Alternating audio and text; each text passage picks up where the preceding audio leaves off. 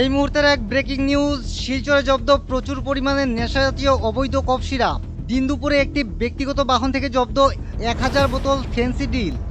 জানিগঞ্জ এলাকায় একটি বিলাসী গাড়ি থেকে জব্দ করা হয় কয়েক কার্টুন অবৈধ কফ সিরাপ। পুলিশের এই ড্রাগস বিরোধী অভিযানে আটক করা হয় গাড়ির চালক সহ 2 ব্যক্তিকে এবং বাজেয়াপ্ত করা হয় বাজার কার্যে ব্যবহৃত গাড়িটি।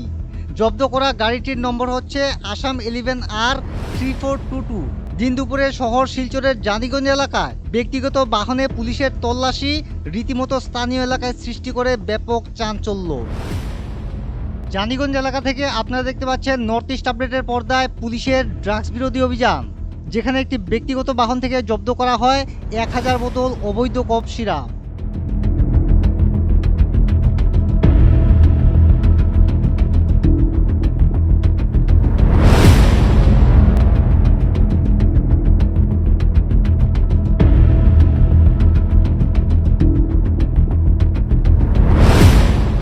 তবে কোথা থেকে আনা হলো এই বিশাল পরিমাণের অবৈধ কফ সিরাপ এবং কোথায় পাচার করার কথা ছিল, এ নিয়ে ধৃতদের জোর জিজ্ঞাসাবাদ চালিয়ে যাচ্ছে পুলিশ।